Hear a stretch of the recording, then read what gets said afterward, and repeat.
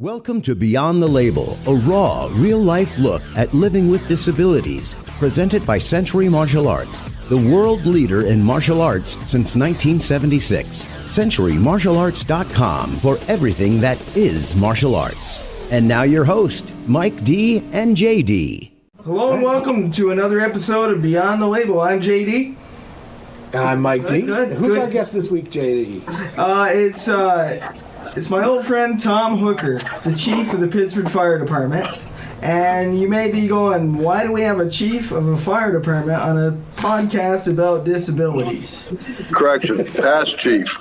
That's true. That's true. Well, the reason we brought Tom on was to talk about my time with the Pittsburgh Fire Department as a member. We thought we would kind of delve into how that works for me, and then what it was like to think about, taking somebody with a disability on a fire department. So, Michael, I'm sure people are wondering where did we come up with this topic, and I was telling you off air where we came up with the topic. So I'll let you kind of introduce how we came up with the topic, and then we'll get into it. Yeah, sure. So one of the things that seemed really clear was Jason started talking about blue bloods, and it started kind of connecting. Apparently, recently there was an episode of a detective who lost her ability to walk. Now they're wanting to come back to do their old job, but now they have a disability where they can't actually move, part of their body under their own control. So that's the premise for the episode. What's really interesting is like that type of thing to me seems obvious. Like, of course they can go back to work and do their job. They just, there'll have to be a few accommodations, maybe a van instead of a car, whatever. You can do some stuff. But, I can start to see the complications. Like, you can't walk up somebody's front porch about it. But I think it's a very interesting topic and worth the discussion. For sure. Yeah, and it's one of those things where I get it, and I was pretty psyched to actually see it. And this is two mainstream TV shows now that I've seen people with disabilities and storylines bringing people with disabilities in the fold. So we see this on TV. It's happened a couple times. How does this play in to something like the Pittsburgh Fire Department, for example?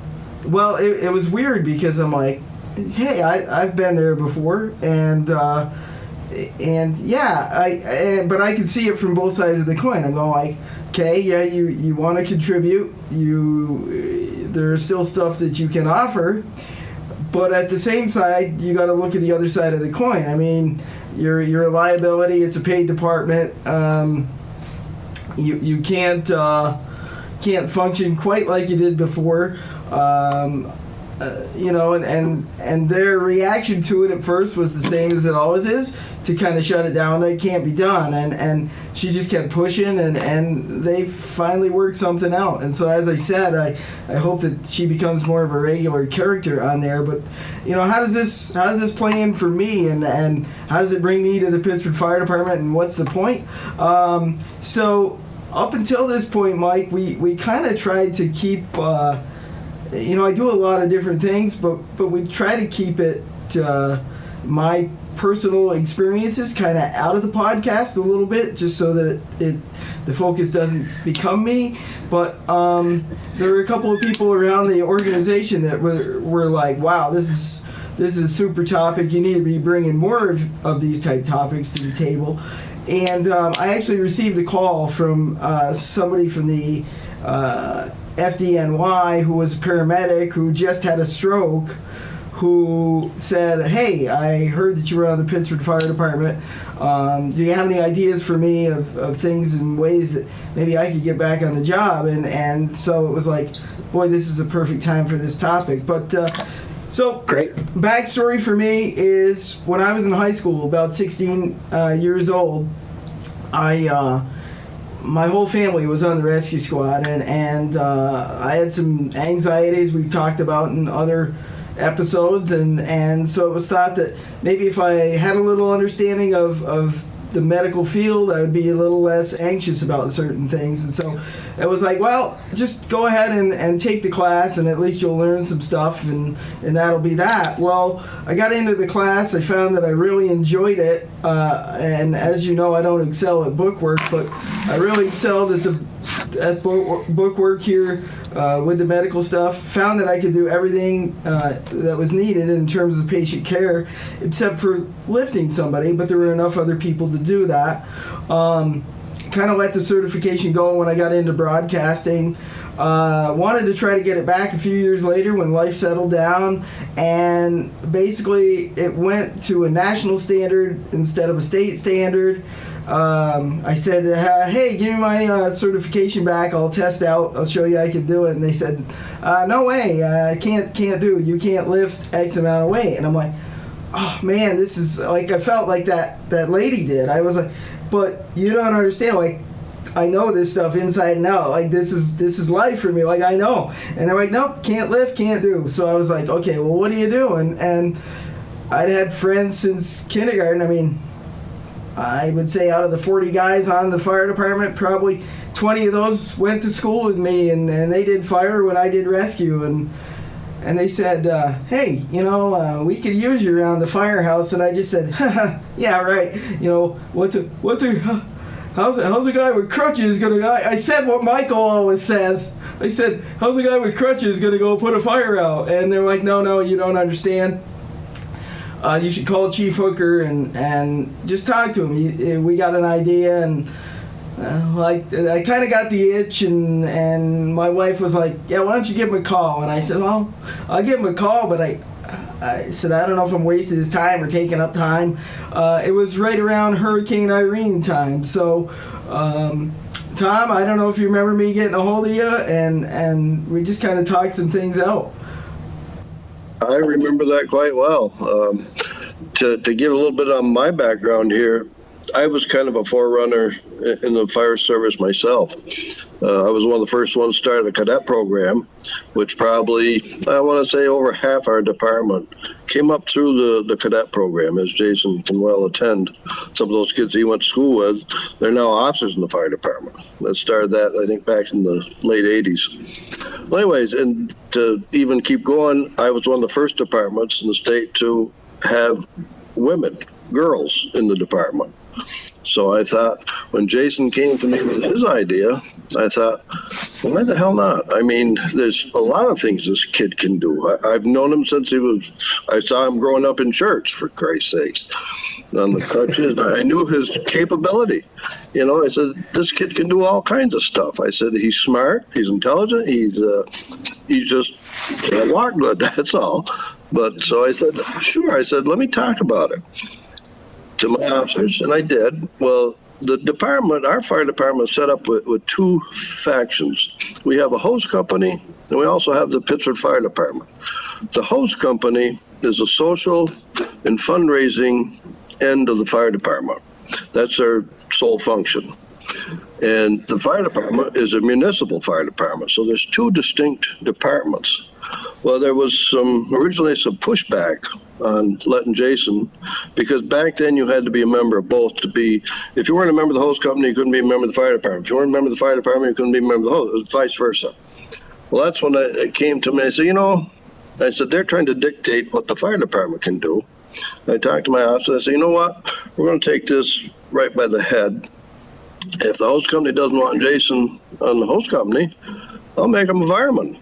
They do what the heck they want. I don't care. He'll still be a Pittsford fireman. He might not be a member of the hose company, but he sure as hell going to be part of the Pittsford Fire Department. So that's how it started. I put him on as a fireman before he was a member of the hose company. And it wasn't too long later, they decided they wanted him as a hose company too. So that's how he got to be a member of both. And he's been quite an asset, I think, to both departments, the hose company and the fire department, because there's a lot of things you can do if you're handicapped. You can be a dispatcher, you can do a lot of paperwork, and to kind of sum it up, Jason has become our emergency management director for the town of Pittsford. So I mean, that's quite a post to uphold. So I mean, it doesn't take a lot of strength to do that. It takes some good knowledge and some good know-how to do that job, and he does it quite well.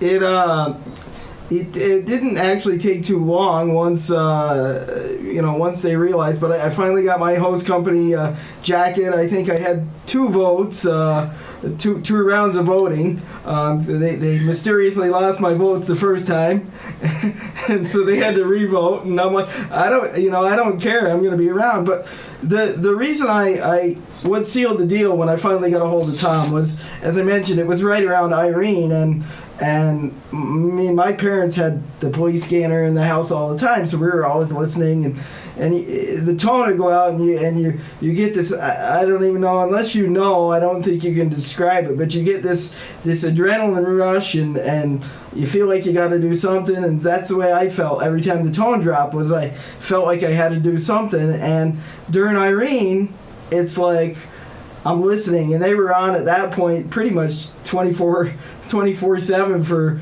a couple of days, and I'm just going, and I'm hearing voices, and as you grow up around this, you recognize the voices, and I'm like, that's an able-bodied fireman, Mike, and they're using an able-bodied fireman when he could be out there and I could be there, and I talked to Tom, and he goes, what are you good at? He says, I know you're on the radio, and you're good at that. He says, and I know you did paperwork and that type thing for the rescue squad. That's primarily what you do. He says, you're good with computers. He says, how about a dispatcher? And I said, well, I don't type fast, and I don't take good notes, but we'll figure this thing out. And we did, and it just, he goes, well, I'm not good with computers, and nobody here is, because quite honestly, the average age of the firehouse is far beyond the computer age, and so nobody was good at it, and so they had stacks and stacks of paperwork that needed to be done, and they didn't know, what to do with it. And I'm like, oh, well, I can do that. And it was one of those things I felt like I could contribute. They needed the help. It was a good fit, and but I also felt like I needed to learn as much about the fire department as I did the rescue squad. So basically, what you would see is every time that they were having training, I was there soaking it up and learning what they were doing, and before you knew it, they said, hey, you're good with kids. Do you mind being a cadet advisor? And I said, well, in case you haven't looked at me, I'm not going to teach them how to climb a ladder anytime soon. They're like, no, we'll get somebody to help you with that. We're talking about managing the kids and dealing with the kids. I was like, oh, perfect. I'm a kid myself. We'll be good. And so I started doing that. And then the hose company, an officer position came along in the hose company, and they had said, I think you should run for vice president. And I said, do you remember how the hose company feels about me? And so I did. I ended up. Came back to bite him in the butt. Yeah. So I was actually going to ask. So I want to backtrack a little bit. And Tom, just so you're aware, we kind of dig into these things sometimes, because the audience for this podcast isn't just people that might have a disability, but it's for parents, family, friends, anybody who might want to learn. And the question that I had was, there was some resistance it sounds like there was some resistance from the hose company up front. And then later on down the line, after they learned about who Jason was and what his disability was like and how that actually affected or would affect them, that might have changed. But, which is great to see, but that initial, resistance, was it, just from your experience, was it lack of knowledge, Tom? Was it concern of safety? Was it just, that he hadn't been around? Was it just a quick perspective on that, perhaps? I think it was a combination of both. They were concerned of his safety around all the equipment, because a lot of the stuff we have is, huge trucks moving in and out, and can you get out of the way quick enough? And I said, you're not going to be in the way. You're going to be in the office. And then as far as resistance, I think there was some initial resistance, but then they saw what he could do, what he was capable of doing, his willingness to learn, and even learn everything that we do. Like he said, except climb a ladder or grab a hose. Just to give an example, we had a structure fire one night, in the middle of winter, if I recall it, he came from his house on a pair of crutches because he couldn't get a ride from his house to the fire station. I don't know, Jason, was it night? Was it in the middle of the night? I don't remember, but it was late at night, I believe. It was late in the afternoon. Late in the afternoon, came all the way to the station on crutches. Now, if anybody's seen how he goes on crutches, it took him a few minutes to get there. And did you roll down the hill? I did. That's how I picked up speed. Can you see it? Jason gets to the hill, throws the crutches, rolls. So to back that up, now he's when the car's not there, so Katie can't bring him. He's got a golf cart that he can hop on the golf cart and get to the station. Yeah. So he's even got little baby Boo to come to the station in. So Michael, I'm going to tell you what he really told me when I walked in the door. He said, "What the hell took you so long to get here? Did you walk?" I did. I said, "Well, yeah." Good friends. So he showed up even in the toughest of circumstances, and that proved your salt a little bit there too, huh, JD? Yeah, because I can tell you right now, he's a hell of a lot more dedicated than I could name about 5 on my hand that aren't that dedicated. They're still on the department. So if that tells you any testament to his knowledge and wanting to be there, his fortitude or whatever you want to call it, his dedication, I guess. It's yeah, and then so did the VP bid go well? Did you get the VP role? I did. I've been the vice president of the host company now for 3 terms, I guess. I keep trying to kind of give it away from time to time, and they don't let me give it up. So that's a good thing. In all fairness, it's kind of a know-nothing job unless the president's not there, so he doesn't have to do a whole heck of a lot of that job. So what you're saying is it's perfect for me then. You got it. I was vice president of the Adaptive Martial Arts Association for a while. I know exactly what kind of job VP is. Right, JD? Hey, you hung in there. I've been relegated to only working on podcasts now, so if that tells you anything. So anyway, Michael, before we get off the tracks too far, yeah, I think that so the point is of what I'm trying to say is that you really can't, the old saying is true, you can't really judge a book by its cover, and we'll take a bit of a break here and then come back on the other side and kind of round it out with some take-home messaging and go from there. Sound good? Sounds great. Beyond the Label, presented by Century Martial Arts for everything that is martial arts. It's no secret, every martial artist, no matter their age, dreams of becoming a legend. Having their name listed among the greats like Bruce Lee, Chuck Norris, and Jackie Chan. You can hide it or deny it, but you know it's true. Being a legend takes raw talent, dedication, big breaks, and an ability to survive a roller coaster called fame. But it also takes one more thing to go with it. The best gear and equipment in the world. From the company that is martial arts, Century Martial Arts. They aren't just another martial arts supplier that's never set foot on a mat. They are martial artists, and that means they know their products and use what they sell. From uniforms and training gear to weapons and equipment, Century has it all for every martial arts style. Although you may never be listed among the greats, you can still shop like one at CenturyMartialArts.com and unleash your legend within. Century Martial Arts, the world leader in martial arts since 1976. You're listening to Beyond the Label, a raw, real-life look at living with disabilities, presented by Century Martial Arts. Check them out at CenturyMartialArts.com. Now back to the show with Mike D and JD. All right, and we are back. Thank you again to our sponsor, Century Martial Arts. We appreciate everything they do for us in this podcast, and also for Adaptive Martial Arts Association, which is the root foundation behind a lot of what we do. So glad that we've got them on board. So JD, let's get into, we're having is what I call a save it for the air moment, which is where we're having great conversation while we're not recording. So Right. why don't you dive into the story that you're going to talk with Tom about here?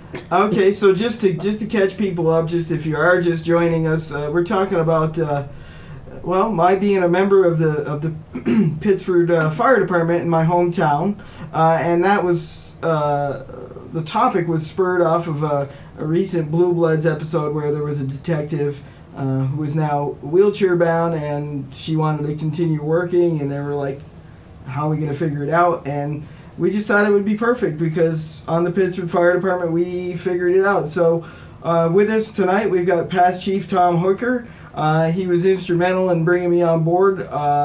He was able to do what I, as somebody with a disability, wish that a lot of people would do, and that was to look past the crutches and look past the physical exterior and look at what my capabilities were, beyond that. And I think that one of those things, Michael, we talk about, Tom was instrumental in it, but I was also instrumental in it too, and we both had responsibilities in this. It wasn't like, oh yeah, you're on, just do whatever you want. We both had responsibility. He, like all the other 39 firemen, it was his responsibility to make sure that I was safe 24/7. It was my responsibility, and this is where a lot of people, I think, with disabilities, and I may get myself in trouble, but this is my opinion, I think a lot of people with disabilities assume that it is the job of whatever activity they want to get involved in, that activity modified for them, and I looked at it different. I mean, I feel that individuals with disabilities need to know their capabilities. They need to be part of a team to make these adaptions work, and that's what I've done. We figured it out, and we're still figuring it out today. I mean, we've figured out ways for me to make things work. We've actually utilized technology now so that I can see the apparatus floor on cameras, sitting at the dispatch center. So, if you want it to work, it can work. But what I'm trying to tell people is you're just as responsible as the people that you want to be a part of. So let me say, was that something that you came to a discovery of through the process of learning in this environment, or is this something that you already knew and you tried to implement right away? Well, I just think that because of the way I had grown up, to be told that you could do anything that you wanted to and that you just had to figure it out, I think it was an automatic sense of responsibility for me. Felt like that was my end of the bargain. Like, hey, listen, Tom, if you'll take me on, we'll figure this out together. I'm not going to hang you up. And did that approach, Tom, did that kind of seal the deal and sell it a little bit for you? Yeah, it did, because we made some adjustments in the dispatch center. We moved equipment around so it was handy for him, and because when you set up some of the stuff, you don't think it might be somebody in a wheelchair or sitting in a chair that he can't readily stand up to grab a mic. So we tried to accommodate him by placing the phones all in a strategic place, the mics, the radios. We have three different radios that he's controlling down there. He could actually dispatch most any department in the county if he had to. So there's a lot of things that we accommodated his disability so that he can do it and do his job properly. And do you agree with that, though? It was as much my responsibility as it was yours to tell you what I needed and to be open about what you were asking for. Oh gosh, yeah. I mean, you had to tell me what you needed, and you did, and then we went about accommodating you. There was a lot of things that maybe some stations don't. Like, we have a handicapped accessibility to the top floor with a chair that's got a lift chair in there. So that was already in place. So these kind of things just kind of all gelled together. So he's done a great job, I think. It's but that's the thing, is you have to, like, I know. So there's a point when you have a disability, Mike, that you have to say is like, okay, I know this is what I can do. I know this is what I can't do. I know this is what I want to do. And you've got to figure out a balance between all of that, you know? And, I see a Venn diagram with a very small center. Right. You know, and I think that a lot of people don't. They're just like, this is what I want to do. So this, and you know, I'm not going to lie to you. I mean, I want to be there in the trucks, you know, going with the guys. But I know that that's not where I'm needed. It's not a safe place for me. I know that I can contribute even more with what I do, because these firemen are not office people. As much as I hate to burst your bubble, they're just not. They don't. Oh, a report? What's that for? We put the fire out. You know, so, but you have to, you know, do what you can, do the best you can, accept what you can't do, and modify what you want to do. That's the secret to doing anything you want to do. Got to keep an open mind. Got to be real. And you know, that's one of you on motivation. I want to cut in there. I think when you're talking about riding in a fire truck, I think I do remember one of the first days that Jason was able to, I think it was maybe just to go to a parade, as a fireman in a full dress uniform sitting in the passenger side of a pumper. If you could have seen the look on his face, you know, that smile from ear to ear, that you knew he was in his element. And it's one of those things. Do you need help up in that engine? No, I think I got it. You just grab my feet, and we figure it out. You know. Well, how are you gonna get up here? Well, I haven't figured that out yet. Just grab my feet, will you? We'll get you know, that's the cool thing about the fire service, is it really is. Everybody talks about, oh, it's such a brotherhood. It's a brotherhood, and it really is. I mean, you know, there were some times, you know, like a dress uniform. What's he need a dress uniform for? You know, and Tom was like, no, you know, he's a member of the department. He's getting a dress uniform, and so it's those little things that make you know that you're appreciated, that go a long way. Yeah. And they add to this piece of inclusion that we are striving for with this podcast.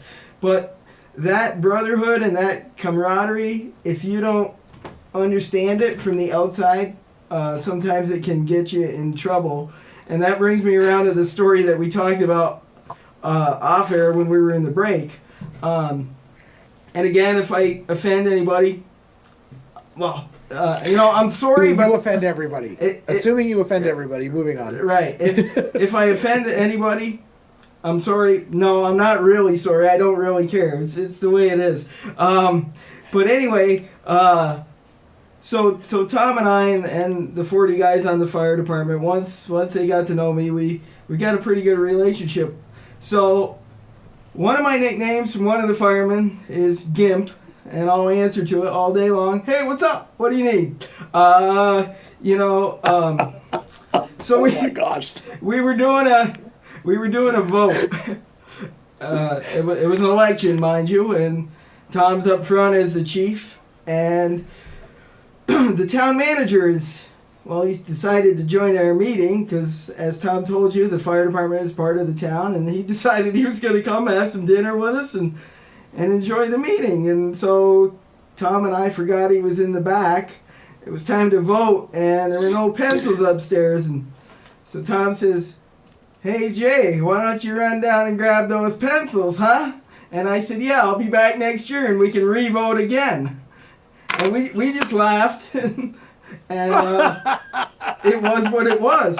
And we ate and laughed and did our thing, and he says, town manager comes up to us. He says, you and you in my office. And I'm like, his office? It's your office. He goes, no, he's the town manager. It's his office. And he said, do you realize that you can't say things like that? And I said, what? He goes, what? Well, that's offensive. And I said, it is? I said, because if we didn't act like that, then I would think something was up. You know, I said, that's not offensive. Well, maybe not to you. I said, I'm the guy with the crutches. I should, you know, if it doesn't matter to me, why should it matter to you? Well, you made me feel uncomfortable. I said, well, I'm sorry, but, you know, it is the way it is. I said, you know, if he didn't have the right to say it, I wouldn't have let him say it. And if he didn't, you know, he he knew. They just didn't understand the brotherhood. And I'm not saying that you should be politically incorrect. I'm just saying that there's a lot of times out there that people they tiptoe around it too much, and they actually are making the issue worse by not just being human. Well, I'll tell you, in the firehouse, Jason is treated no different than any of those other 39 guys. I tell you that right now. He's treated just the same. If he's done something wrong, he gets his ass chewed out just like everybody else, whatever. And like he said, hey, get up there and run over and grab that, will you? We know it's going to take him a while, but he will. Well, and I think that's so important. So we have this pretty common theme that in almost all of these podcasts that people with disabilities don't want to. We go back to the people yelling at Jason because he's in a wheelchair, right? Like, do you know where you want to go from here? Like, because we need, like, yeah, he's not, like, his disability isn't that he's hard of hearing, right? His disability is that he can't walk straight. Don't tell Katie, right? I'll be in trouble. But you get the idea, right? Obviously, if somebody walked up to you on the street and you, because you're Jason and you have a thick enough skin, if somebody walked up to the street and called you, I'm using the word because you did gimpy or gimp or whatever, like it's a joke in your group and in your team, but not necessarily if it's random. But there's also something to be said for saying, hey, maybe that person is not trying to be offensive either, right? And saying, you put it on your shoulders, Jason. You made the comment, and I think this is a bigger issue than anything else. It takes the person, the receiver, to create the offense. You can't be offended. You can't offend somebody if they're not going to be offended on the other side. So that thick skin, the lack of sensitivity, the fact that you just want to be treated like everybody else, all kind of plays in together as one common theme, right? Yeah, it's just. I remember one time, I think we were up the haunted house, and Jason took a spill. And one of the guys commented, hey, Jason, get up off your ass and do something, will you? I said, I am. I'm taking a nap. Leave me alone. Oh, man. Well, listen, we'll end on the high note, unless you want to cover anything else, Jason. But Tom, really appreciate you jumping on tonight. It's great to hear another perspective. And what I'm seeing, again, the whole point of my position, I'm the stiff on the podcast, right?